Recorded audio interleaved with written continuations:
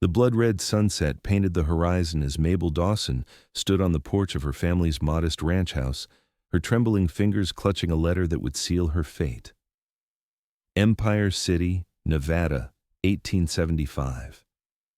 A place where fortunes were made and lives were broken on the whims of powerful men. "Pa, you cannot ask this of me," Mabel whispered, her voice breaking as her father approached from behind. The weathered rancher's face was etched with lines of defeat, his once proud shoulders now stooped under the weight of unpaid debts. "I ain't asking, Mabel. It's already decided." Thomas Dawson couldn't meet his daughter's eyes. "Victor Harrington will be here next week to make it official." Mabel felt her world collapse around her. Victor Harrington, the cattle baron, whose ruthlessness had brought half the territory to its knees. At 38, he was 20 years her senior, with cold eyes that had watched men die without blinking. His first wife had died under mysterious circumstances. His second had fled in the dead of night, never to be seen again. "I won't do it, Pa. I'd rather die than marry that monster." Mabel's green eyes flashed with defiance. "Then we'll all die." Thomas slammed his fist against the porch railing. "The drought took our cattle. The bank's taking our land. Harrington's the only one offering a way out. Your brothers and sisters will starve without this roof over their heads." Mabel turned away, tears streaming down her face. At 18, she had dreamed of love, not sacrifice. Her thoughts drifted to a pair of kind blue eyes she hadn't seen in 2 years, eyes that belonged to a young cowboy who had promised to return for her. "Samuel Irvine won't save us, girl. He's long gone." Her father's voice was softer now, reading her thoughts. "You don't know that," Mabel whispered, but even as she spoke, she wondered if her father was right. Samuel had left Empire City to seek his fortune in the gold fields of California, promising to return a wealthy man worthy of asking for her hand. 2 years of silence had followed. Inside the house, her mother called them for supper. The younger Dawson children, 3 sisters and 2 brothers, chattered around the table, unaware of the sacrifice their eldest sister was about to make. That night, Mabel slipped from her bed and pulled out the small wooden box hidden beneath the floorboards. Inside lay a faded blue ribbon and a folded letter, the only tangible memories of Samuel Irvine. She had met him when she was 16, the new hand at their ranch, tall and lean, with an easy smile that had made her heart race from the first moment. For 6 months they had shared stolen moments, innocent conversations by the corral, a brush of fingers as he helped her onto her horse, whispered promises under a canopy of stars. "I will come back for you, Mabel Dawson," he had vowed on that final night, pressing the ribbon into her palm. "Keep this to remember me until I return." Now, by the light of a single candle, she read his letter for the 100th time, tracing her fingers over the ink where he had proclaimed his love. Outside, the vastness of Nevada stretched into darkness, offering no answers, no escape. In the following days, Mabel moved like a ghost through her daily tasks, searching desperately for a way out. Her mother watched with sad eyes but offered no comfort. Sarah Dawson had made her own sacrifices in marriage. She expected no less from her daughter. The day Victor Harrington arrived, the entire Dawson family stood nervously on the porch. His black carriage, pulled by 4 matching stallions, kicked up dust as it approached. Harrington himself was impeccably dressed in a tailored suit, his silver-streaked dark hair slicked back, his mustache precisely trimmed. Despite the oppressive heat, he showed no discomfort. "Thomas," he nodded curtly to her father before turning cold eyes to Mabel. "So this is the girl." Mabel felt exposed as his gaze traveled from her face down to her worn boots and back again. She straightened her spine, refusing to cower. "She'll do," he said finally, as if inspecting livestock. "The arrangements will proceed, as discussed." That evening, seated at their dining table like a king among peasants, Harrington laid out the terms. "We'll be married within the month. I've already spoken to the Reverend. Your family's debts will be forgiven, and your father will retain management of this ranch under my supervision, of course." "And if I refuse?" Mabel asked quietly. Harrington's laugh held no humor. My dear, there is no refusal. Your father has already signed the agreements. He reached into his jacket and produced a document bearing Thomas Dawson's shaky signature. You belong to me now. The words struck Mabel like physical blows. She excused herself and fled to the barn, collapsing against a stall as sobs racked her body. In the dim light, she didn't notice the figure watching from the shadows until a hand touched her shoulder. She whirled, ready to fight, when familiar blue eyes caught the lantern light. Samuel? She gasped, disbelieving. Samuel Irvine stood before her, older, more weathered, but unmistakably the man who had claimed her heart. His sandy hair was longer now, tied at the nape of his neck, and a scar crossed his left cheek that hadn't been there before. I told you I'd come back, he said, his voice deeper than she remembered. Mabel fought the urge to throw herself into his arms. You're 2 years and 3 days too late, Samuel. He stepped closer, and she could smell leather and horses and the faint scent of tobacco. I was delayed, ran into trouble in California, then more trouble in Arizona. His eyes never left her face. But I never forgot my promise, Mabel. It doesn't matter now. I'm betrothed to another man. Harrington, Samuel spat the name. I heard in town. That's why I came straight here instead of cleaning up.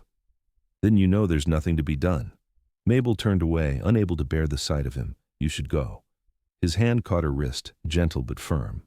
No. No? You're not marrying him, Mabel. She laughed bitterly. My father signed agreements. Our land, our livelihood, everything depends on this marriage. Samuel's jaw tightened. I didn't spend 2 years fighting and clawing my way back to you to watch you marry a monster like Victor Harrington. He reached into his vest pocket and pulled out a small leather pouch. I struck gold, Mabel. Not a fortune, but enough to start fresh. Hope flickered briefly in her chest before dying. It's too late, Samuel. My father's word is given. Then I'll speak to your father. He won't listen. And Harrington, he's powerful, dangerous. Samuel's eyes hardened. So am I now. Before she could respond, the barn door opened, spilling lamplight across the dirt floor. Victor Harrington stood silhouetted against the night, Thomas Dawson hovering anxiously behind him. Well, well, Harrington drawled, the prodigal cowboy returns. Samuel stepped protectively in front of Mabel. Mr. Harrington, you're trespassing, Irvine. This is Dawson property, soon to be mine. Harrington's hand rested casually near the pistol at his hip. I came to speak with Mr. Dawson about his daughter. Thomas looked uncomfortable. Samuel's son. It's not a good time. It's exactly the right time, Samuel interrupted. Before this goes any further. Harrington's laugh was cold. There's nothing to discuss. The girl's promised to me. The papers are signed. Samuel's shoulders tensed. She's not cattle to be traded, Harrington. In this case, she is. Her father sold her to save his miserable ranch. Harrington stepped closer, menace in every movement. Now get off my property before I have you removed. She's mine, not his now. Samuel's voice was quiet, but carried through the barn. Mabel's heart hammered in her chest as she watched the two men face each other. Samuel had changed. There was a hardness to him now, a dangerous edge that matched Harrington's own. You dare? Harrington's hand moved to his gun. I do. Samuel didn't flinch. And I've brought enough to pay Thomas Dawson's debts in full. This revelation caused both Harrington and Thomas to stare. Impossible, Harrington scoffed. You're a saddle tramp, nothing more. Samuel held up the leather pouch. Gold. Enough to clear what's owed and then some. I'll pay Mr. Dawson directly, and your services will no longer be needed. Thomas stepped forward, hope and confusion battling on his weathered face. Samuel, is this true? Every word, sir. I promise to come back worthy of your daughter. I intend to keep that promise. Harrington's face twisted with fury. This is outrageous. We have an agreement, Dawson. Thomas looked from Harrington to Samuel, then to his daughter. For the first time, he seemed to truly see the fear in Mabel's eyes when she looked at Harrington. Perhaps we should discuss this inside, Thomas suggested cautiously. There's nothing to discuss, Harrington roared. The girl is mine. She belongs to no one but herself, Samuel said evenly. And she's free to choose. Mabel stepped forward, finding her courage. I choose Samuel. I always have. Harrington's hand moved to his gun, but Samuel was faster, drawing his own weapon in a smooth motion that spoke of hard-earned experience. Don't, Samuel warned quietly. Not here. Not now. For a tense moment, the barn was silent except for the nervous shuffling of horses in their stalls. Finally, Harrington lowered his hand. This isn't over, he promised, his voice deadly calm. Nobody crosses Victor Harrington and lives to boast about it. He stormed out, leaving the three of them standing in the suddenly quiet barn. Samuel, Thomas began, his voice uncertain, if what you say about the gold is true. It is, sir, every word. Thomas nodded slowly. Then perhaps we should talk. Inside the Dawson home, Samuel laid out his proposition. The gold he had mined in California, combined with earnings from the cattle drives he'd led through Arizona, was enough to pay the bank what was owed. In return, he asked for Mabel's hand in marriage if she would have him. Sarah Dawson served coffee, while the younger children peeked curiously from the hallway at the stranger who had suddenly appeared to save them from disaster. You've changed, Samuel, Thomas observed, studying the young man. Samuel nodded. The world isn't kind to dreamers, Mr. Dawson. I learned that the hard way. And this scar? Thomas gestured to his cheek. A disagreement in a mining camp. The other man looks worse. There was no boast in Samuel's voice, just statement of fact. Mabel watched him, seeing both the boy she had fallen in love with and the man he had become. The gentleness in his eyes when he looked at her remained unchanged, but there was something else there now, a determination forged through hardship. Harrington won't let this go easily, Thomas warned. He's not a man who accepts defeat. I know his type, Samuel replied. I've met men like him from California to Texas. They believe their money makes them gods among men. He owns half the county, Sarah interjected quietly. The sheriff, the judge, they're all in his pocket. Samuel's expression hardened. Then we'll need to be careful. But I won't be intimidated away from Mabel. Not after everything I've endured to return to her. Thomas finally nodded. If Mabel wants this, and you truly have the means to save our ranch. He looked at his daughter. Mabel met Samuel's gaze across the table. I never stopped waiting for you, she admitted, even when I thought all hope was lost. That night, after Samuel had gone to the hotel in town, Thomas insisting on propriety despite everything, Mabel sat on her bed, emotions swirling. Samuel had returned, just as he promised, but Harrington's threat lingered in the air like the smell before a thunderstorm. At dawn, Samuel returned with the town banker in tow. The transaction was completed in the Dawson kitchen, gold and banknotes exchanged for the loan documents that had threatened to destroy the family. Thomas Dawson wept openly as he burned the papers in the kitchen stove. Free and clear, the banker confirmed, tipping his hat as he departed. Though I'd watch my back if I were you. Victor Harrington isn't known for his forgiveness.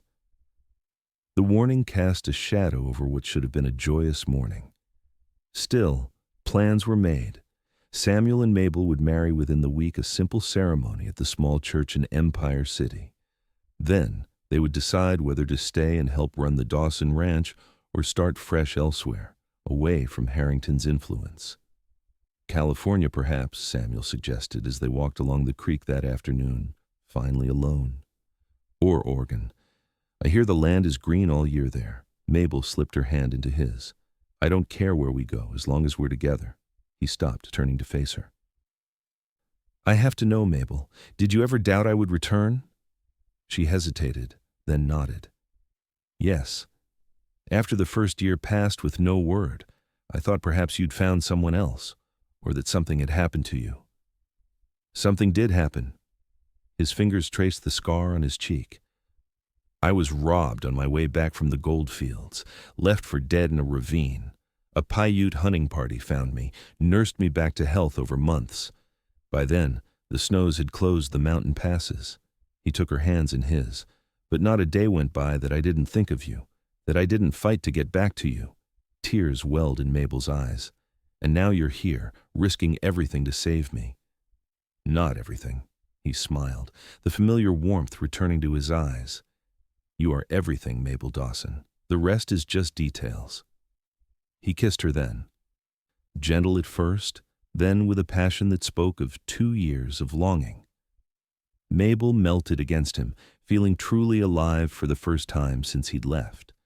They were so absorbed in each other that they didn't notice the rider watching from the distant ridge, one of Harrington's men, reporting back everything he saw. The following days passed in a flurry of wedding preparations. News traveled fast in Empire City, and the dramatic tale of Samuel Irvine's return and Victor Harrington's defeat had become the talk of the territory. Some viewed Samuel as a hero. Others whispered that he was a fool to challenge a man of Harrington's standing. 4 days before the wedding, Thomas Dawson rode into town for supplies and returned with a bloody gash across his forehead. "Ambushed on the road back," he explained as Sarah cleaned the wound. "3 men in masks. Said it was a message from Harrington. This is just the beginning." Samuel's face darkened. "I'll go into town, speak to the sheriff." Thomas laughed bitterly. "Sheriff Mason? He dines at Harrington's table every Sunday. Save your breath, son." That night, Samuel and Mabel sat on the porch swing, speaking in low voices. "We could leave," Mabel suggested. "Tonight, head west and never look back." Samuel shook his head. "Running won't solve this. Harrington would just take his revenge on your family." He squeezed her hand. "Besides, I didn't come back to run. I came back to build a life with you right here if that's what you want. I want you safe. And I want you happy." He kissed her forehead. "We'll face this together, Mabel. I promise." The next morning, Samuel rode into Empire City alone, against the protests of the Dawson family.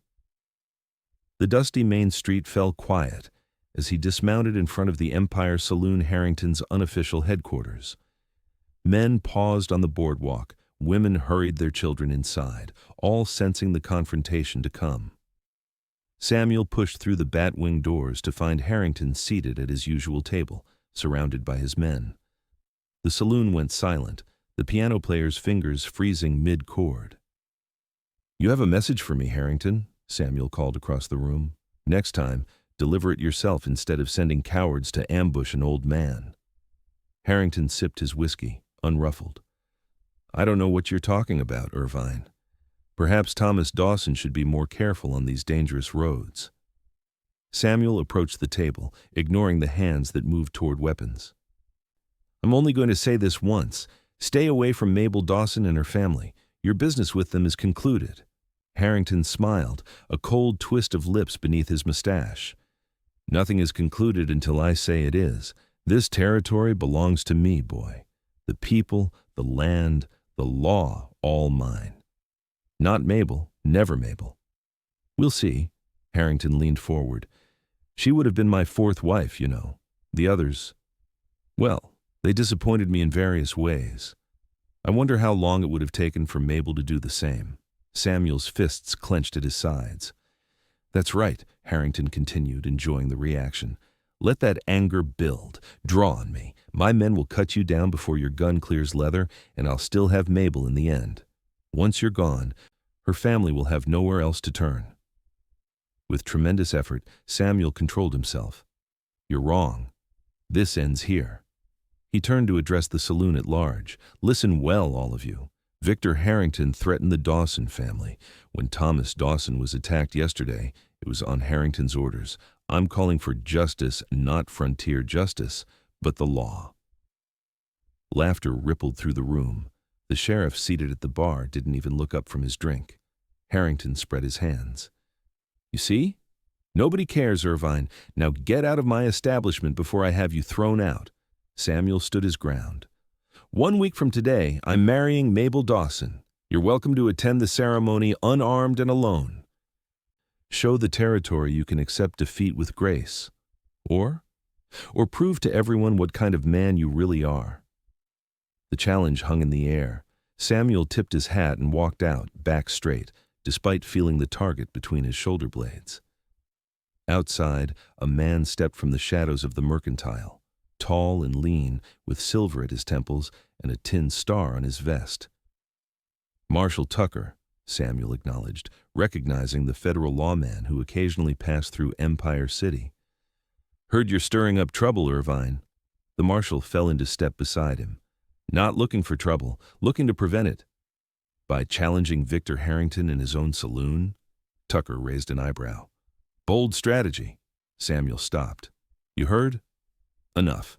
Town like this, walls have ears." Tucker studied him. "I've been watching Harrington for years, suspected him of land fraud, intimidation, maybe worse. But no witnesses ever come forward." Hope sparked in Samuel's chest. "Are you saying you'll help?" Tucker shrugged. "I'm saying I'll be around. Wedding's in 3 days?" Samuel nodded. "Interesting timing. I have business here for about that long." The marshal tipped his hat and continued down the street, leaving Samuel with a faint sense of hope. Back at the Dawson ranch, Mabel paced anxiously until Samuel's return. When he explained what had happened, she embraced him fiercely. "You challenged him directly?" "Samuel, that was foolish." "It was necessary." He held her close. "And we might have an ally. Marshal Tucker is in town." Thomas Dawson looked up sharply from where he sat mending tack. "Federal marshal?" "That could change things." Samuel nodded. "Harrington controls the local law, but a federal marshal answers to a higher authority." That night, as the household slept, Samuel kept watch from the porch, rifle across his knees. The vast Nevada sky stretched overhead, stars scattered like diamond dust across black velvet. In the distance, coyotes called to one another, lonely, haunting sounds. He didn't notice Mabel until she settled beside him on the porch step, a blanket wrapped around her shoulders. "You should be sleeping," he murmured, but made room for her. "So should you." She rested her head against his shoulder. "I keep thinking about what might have happened if you hadn't returned when you did." He was silent for a long moment. "When I was lying in that ravine, bleeding and certain I was going to die. Your face was all I could see. The thought of never seeing you again." His voice caught. "It gave me the strength to survive, Mabel, to heal, to find my way back." She took his hand, tracing the calluses and scars that hadn't been there 2 years ago. "What happened in California, Samuel? Really happened?" He sighed. "I found gold, like I said. Not a motherlode, but enough. Then I met men who wanted it more than I did. Men willing to kill for it." His fingers unconsciously touched the scar on his cheek. "I learned that the world is crueler than I believed when I left Empire City." "And yet you came back the same man at heart." He smiled faintly. "Not the same. Harder, perhaps, more cautious." His eyes met hers. "But I love you with the same heart, Mabel." That never changed. The night passed without incident. But the following day brought news that set everyone on edge. Victor Harrington had summoned gunmen from as far away as Texas. Empire City was filling with hard-eyed men whose only loyalty was to whoever paid them. "The wedding's too dangerous now," Thomas insisted over breakfast. "We should postpone." "No," Mabel and Samuel said in unison. "Postponing shows fear," Samuel explained. "And fear is what Harrington feeds on." Mabel nodded. "Besides, Marshal Tucker's in town. That must count for something." Thomas looked unconvinced but didn't argue further. That afternoon, Samuel rode to the neighboring ranch's smaller operations that had also suffered under Harrington's influence. One by one, he spoke with the owners, building a coalition of support. By nightfall, a dozen ranchers had pledged to attend the wedding, armed and watchful. "It won't be enough if Harrington brings all his men," Thomas warned when Samuel reported back. "It's not about numbers," Samuel replied. "It's about showing Harrington that he doesn't own every soul in this territory, that people are willing to stand against him." The night before the wedding, a lone rider approached the Dawson ranch. Everyone tensed until the figure came into view under the moonlight, Marshal Tucker, leading a pack horse. "Evening, folks," he greeted, dismounting with the fluid grace of a man comfortable in the saddle. "Thought you might want some company tonight." Thomas invited him in for coffee, and around the kitchen table, Tucker explained his presence. "Got word Harrington's planning something for tomorrow. Thought I'd best be close by." What kind of something? Samuel asked. Tucker shook his head. Not sure yet, but 20 armed men didn't come to Empire City for the scenery. Mabel's hand found Samuel's under the table, squeezing tight. We could still postpone, Thomas suggested again. The marshal studied the family. Postponing won't solve your problem. Harrington won't stop until he gets what he wants or until someone stops him for good. We won't resort to murder, Samuel said firmly. Tucker nodded approvingly. Good, because that would make my job a lot more complicated. He sipped his coffee. But there are other ways to stop a man like Harrington. Such as? Tucker reached into his vest and produced a folded document. Federal indictment, land fraud across 3 territories, witness intimidation, suspected murder of his second wife in Utah Territory. The room fell silent as the implications sank in. You've been building a case against him, Samuel realized. Tucker nodded. For 3 years. Got most of what I need, but one key witness disappeared last month. Without her testimony, the case is weaker than I'd like. Who's the witness? Thomas asked. Louisa Harrington, his third wife. She fled Arizona with evidence of his crimes, but vanished before reaching the federal courthouse in Carson City. Mabel gasped softly. He told Samuel I would have been his 4th wife. Tucker's eyes narrowed. Then he either knows Louisa is dead, or he's planning to divorce her in absentia. The conversation continued late into the night, plans made and discarded as they tried to anticipate Harrington's next move. Eventually, Tucker rolled out his bedroll on the porch, insisting on keeping watch while the family slept. Dawn broke clear and golden on Mabel and Samuel's wedding day. Despite the tension, there was an undeniable air of celebration in the Dawson household. Mabel's sisters helped her into her mother's wedding dress, carefully altered to fit her slender frame. Sarah Dawson wept as she placed a crown of wildflowers on her eldest daughter's head. You look beautiful, my girl, she whispered, embracing Mabel. Whatever happens today, remember that love is worth fighting for. Samuel, dressed in the finest clothes he owned, a new black suit purchased in California, waited nervously with Thomas and Marshal Tucker. The plan was simple: a small ceremony at the church, then a quick return to the safety of the ranch. Tucker would remain visible throughout, a reminder that federal law had eyes on Empire City. The first sign of trouble came as they prepared to leave for town. A rider appeared on the horizon, galloping hard. Everyone tensed until they recognized Jamie Cooper, the 16-year-old son of a neighboring rancher. Mr. Irvine, Jamie called, reining in his lathered horse. Harrington's men are at the church, at least a dozen of them, all armed.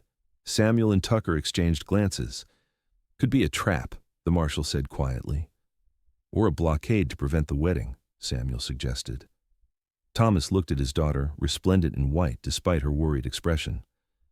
Mabel, we should... No, Pa, her voice was steady. I'm marrying Samuel today. I won't let Victor Harrington steal another day of happiness from us. Samuel moved to her side, taking her hand. We'll find another way. Justice of the peace. Perhaps. Jamie shook his head. Judge Wilson left town yesterday, supposedly visiting his sister in Carson City, but everyone knows Harrington paid him to disappear. Then we find a preacher elsewhere, Samuel insisted. There isn't time, Tucker interjected. If Harrington's making his move now, we need to respond decisively. He thought for a moment. There's another option. Your allies, the neighboring ranchers. How many can we count on? A dozen, maybe more, Samuel replied. Tucker nodded. Send word. Have them meet us a mile outside town. We'll approach together a show of strength. While messengers rode out to gather their supporters, Mabel changed into a more practical riding dress, though she kept the wildflower crown. By mid-morning, 20 riders had assembled at the designated meeting point: ranchers, cowhands, and a few townspeople brave enough to stand against Harrington. Marshal Tucker addressed the group. This isn't about starting a war. It's about standing up to a bully who's terrorized this territory for too long. Stay calm, stay vigilant, and let me do the talking if we encounter resistance. The procession made its way toward Empire City. dust rising from beneath their horses' hooves. As they crested the final hill, the town came into view below the church steeple rising above the cluster of wooden buildings, the main street unusually deserted for a Saturday morning. "Something's not right," Samuel murmured to Tucker. "Where is everyone?" The marshal's hand moved to rest on his holstered revolver. "Stay alert." They entered town in formation, Marshal Tucker and Samuel in front, Mabel and her father directly behind them, the others fanning out in a protective circle. As they approached the church, they saw Harrington's men positioned on the steps, rifles ready. Tucker urged his horse forward alone, his badge clearly visible on his vest. "Federal Marshal! Stand down, gentlemen!" The gunmen looked to each other uncertainly until a familiar figure emerged from the church doorway, Victor Harrington himself, immaculately dressed as always. "Marshal Tucker," he called, feigning surprise, "what brings you to our humble town on this fine day?" "You know damn well what," Tucker replied calmly. "Step aside and let these people proceed with their wedding." Harrington spread his hands in a gesture of innocence. "I wouldn't dream of interfering with such a joyous occasion. In fact, I came to offer my congratulations." The obvious lie hung in the air like gun smoke. Behind Tucker, Samuel and Mabel exchanged wary glances. "Then you won't mind if we continue?" Tucker suggested, gesturing toward the church. Harrington's smile didn't reach his eyes. "Of course not, though I should mention Reverend Phillips is indisposed today. Terrible stomach ailment." "More likely a terrible threat from you," one of the ranchers called out. Harrington's expression hardened momentarily before he controlled it. "Baseless accusations. The timing is merely unfortunate." Samuel urged his horse forward to join Tucker. "We don't need the church, Harrington. We'll marry right here, in the street, with these good people as witnesses." "Without a clergyman? How uncivilized." Harrington's tone was mocking. "I'm authorized to perform marriages," Tucker said suddenly. "Federal marshals have that authority in the territories."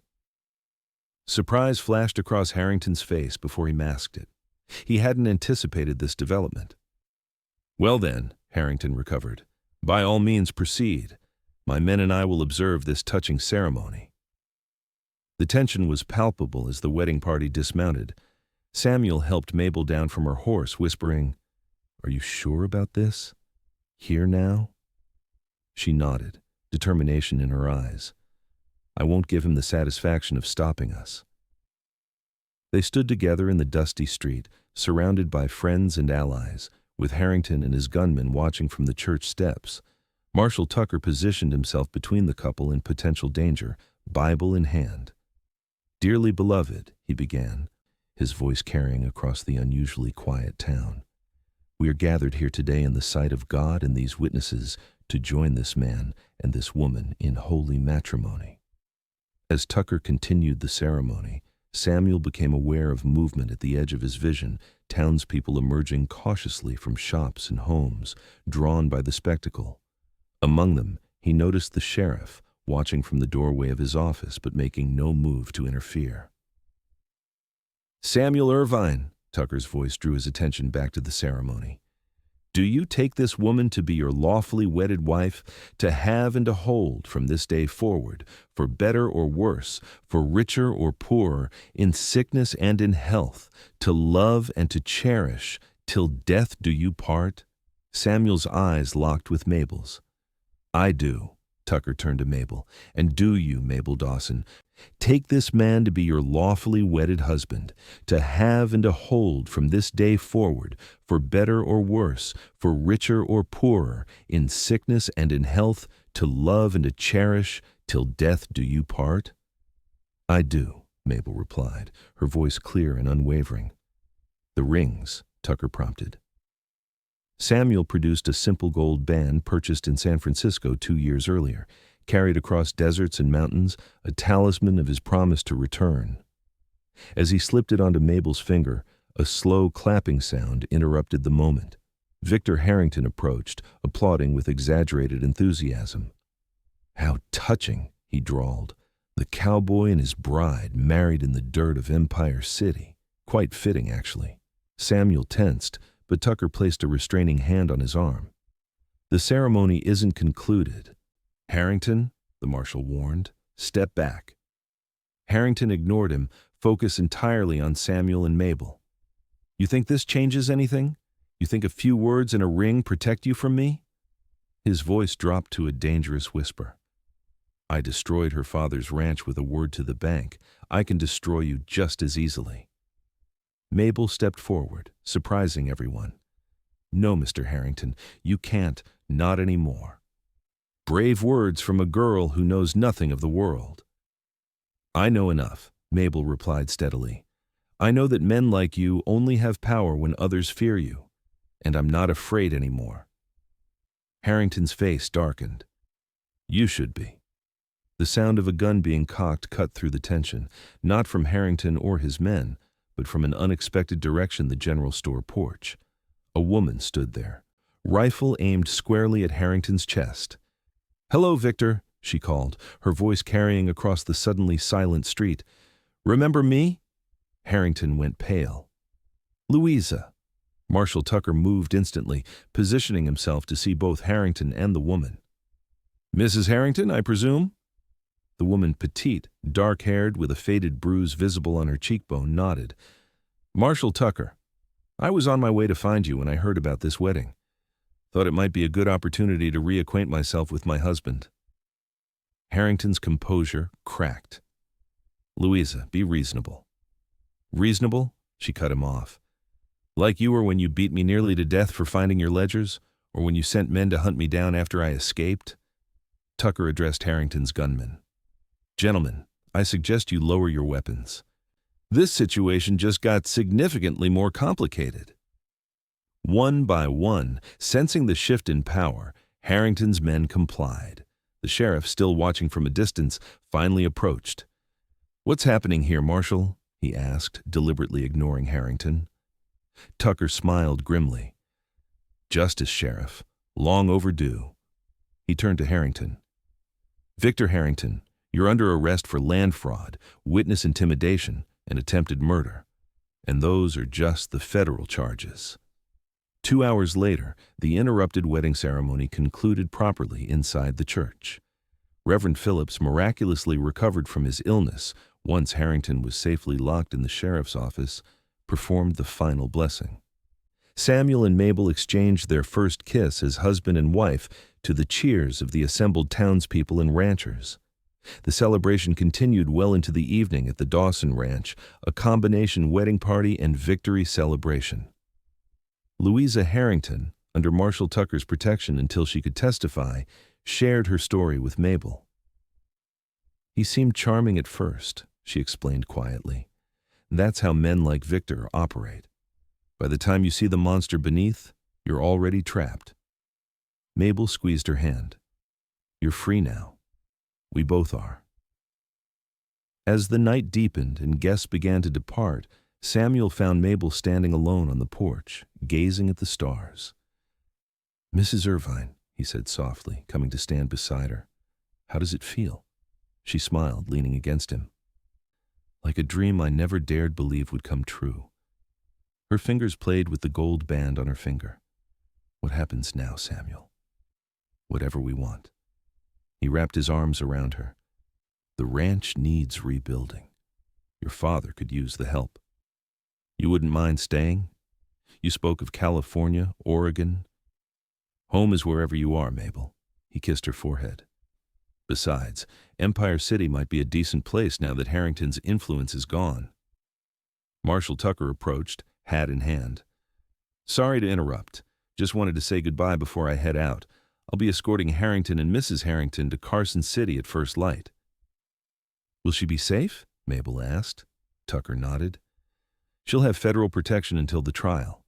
And with her testimony, plus the evidence she preserved, Harrington won't see freedom again. Thank you, Marshal. Samuel extended his hand. For everything. Tucker shook it firmly. Sometimes justice needs a helping hand. You two take care of each other. As he walked away, Mabel turned back to Samuel. What do you think our children will say when we tell them the story of our wedding day? Samuel laughed. They'll think we're embellishing wildly. Children? Thomas Dawson's voice came from the doorway, amusement evident. Already planning my grandchildren, are you? Mabel blushed. Eventually, Pa. Thomas smiled, the worry lines that had marked his face for months finally softening.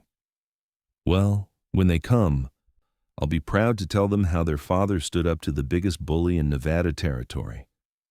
And how their mother wasn't afraid to marry in the middle of Main Street, Sarah added, joining them.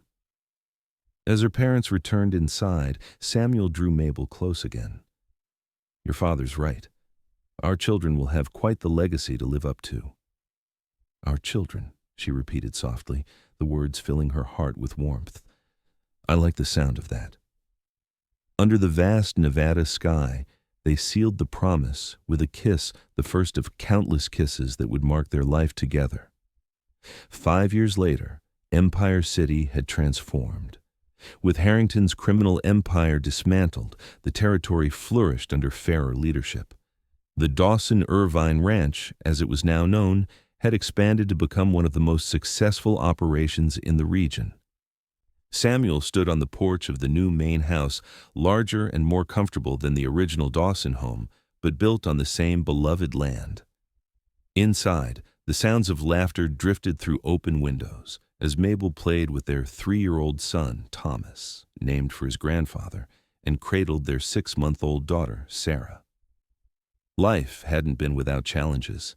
The first year of rebuilding had tested them all, and Harrington's trial had dragged on for months, requiring both Samuel and Mabel to testify in Carson City.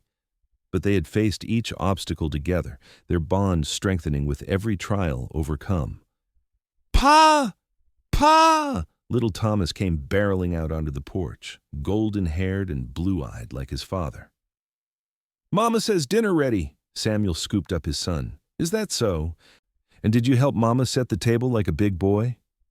Thomas nodded earnestly. I put all the spoons. Well done, partner. Samuel carried him inside to where Mabel waited, their daughter gurgling happily in her arms. There's my handsome men, Mabel smiled, the same smile that had captured Samuel's heart 7 years earlier. That evening, after the children were asleep, Samuel and Mabel sat on the porch swing, a nightly ritual they had maintained since their wedding day. The vastness of Nevada stretched before them, bathed in moonlight. I received a letter from Marshal Tucker today, Samuel mentioned, his arm around Mabel's shoulders. Harrington died in prison last month. Mabel was quiet for a moment. I can't say I'm sorry. Nor I, Samuel agreed, though I'm grateful for the life his cruelty inadvertently gave us. If he hadn't threatened your family, I might have returned to find you married to someone else. She looked up at him. Never. I would have waited for you forever, Samuel Irvine. He kissed her softly. Thankfully, you didn't have to. As they rocked gently in the cooling night air, Mabel reflected on the journey that had brought them here. The terrifying betrothal to Harrington, Samuel's dramatic return, their wedding in the dusty main street of Empire City.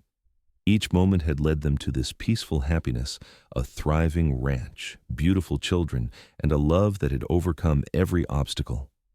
What are you thinking about? Samuel asked, noticing her thoughtful expression. Just how different our lives might have been. She nestled closer to him. And how perfect they turned out instead.